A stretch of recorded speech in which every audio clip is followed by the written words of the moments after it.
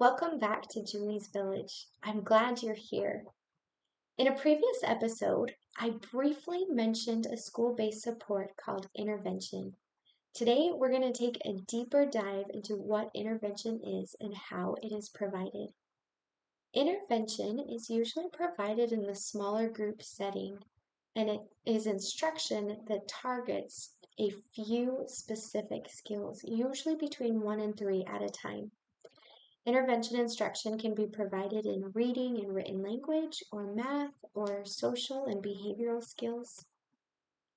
A grade level team determines which students need this intervention instruction based off of assessment results.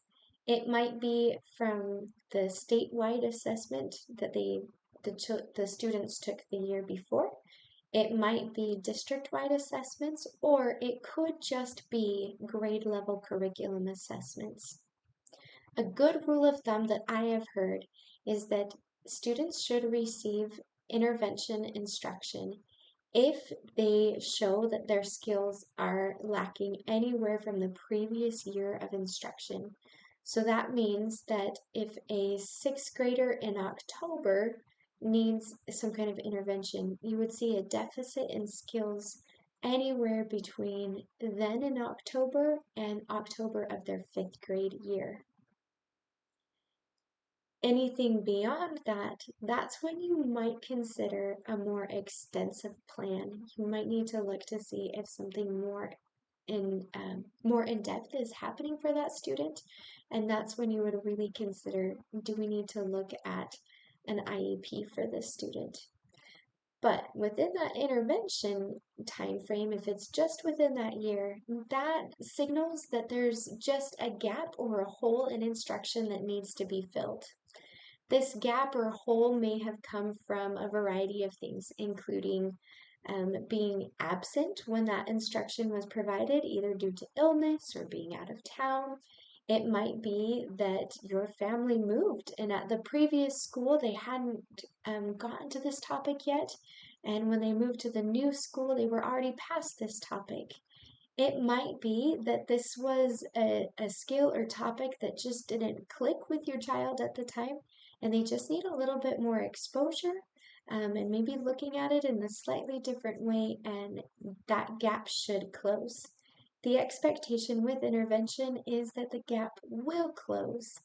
If a child is showing that they aren't making expected progress, the gap is closing, but it's happening really, really slowly, or it just isn't closing, that might also be an indicator to the team that they need to do some further assessing and see if something else is going on.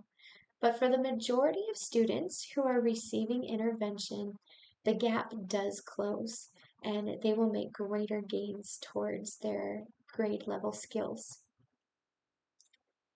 Within intervention groups, the instruction is usually provided 2 to 3 times a week, usually for about 20 to 30 minutes at a time. In an ideal situation, intervention will be set up so that no additional instruction will be missed. So typically schools determine a time for grade levels to all receive intervention at the same time. Not every student will need intervention, but oftentimes schools will set it up so that a study hall or a broadening of understanding can be provided to those students who have met those specific skills and showed mastery of those specific skills. And in that broadening sense, it's not that they're learning anything new, it's just helping them to understand those skills that they've already acquired even deeper. And that allows an opportunity for those who are missing those skills to have time again to make those gains without missing further instruction and widening that gap for them. A intervention plan is different than an IEP. An IEP is more formalized and requires parent permission to provide it. It's the reason for that is because it is so far outside of the typical that parents need to be aware of what is happening and need to give that permission. Intervention should be very intentional, and it best practice is that parents are informed. If your child is receiving intervention, you should know about it.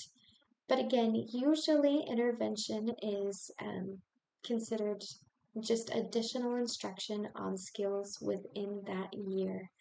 It should be provided intentionally, it should be thought out, there should be some kind of plan, and research-based instruction should be provided. And you as a parent should be made aware of just what that instruction will be, and how it will be provided. Usually those plans include just a brief description of the skills that are being targeted, how often each week, and for how many minutes at a time that instruction will be provided. In the case of social or behavioral skills, intervention determination happens slightly differently. The team would determine if a child needs that intervention based off of observation. What are we seeing a student do? Are we seeing that they're lacking some skills, either socially or behaviorally? If a concern comes up, that is the time when a teacher should reach out to a parent and let them know. And what they would let them know is, we're just going to keep track. I'm going to continue to watch and observe, but just be, again, a little bit more intentional in keeping track of how often I'm seeing this happen, how long it's lasting, how intense it is, and monitor for a while to see if we even do need to provide intervention.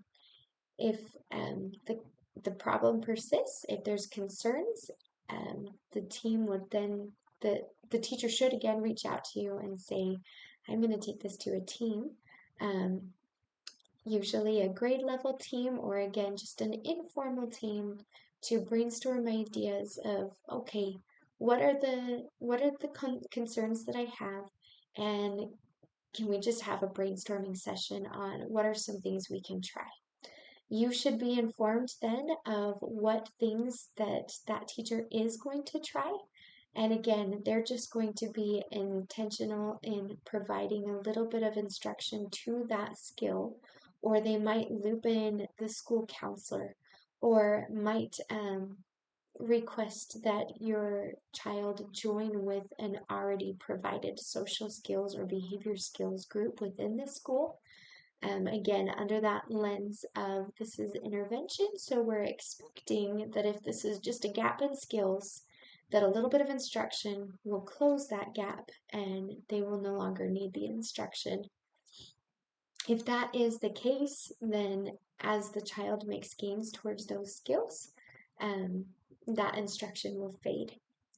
If they are provided that instruction and they still aren't gaining progress towards those skills, showing that they're improving in that area, then again the team might say, okay, we might need to take a deeper look, and do some assessments to see if something bigger is going on, that will require more formalized and specific instruction for your child.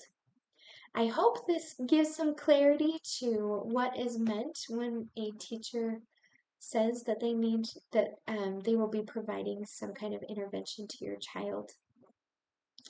If this was helpful to you, or you feel like it might be helpful to someone else, I invite you to like, subscribe, or share this video with others so that, again, we can continue to support everyone within this village.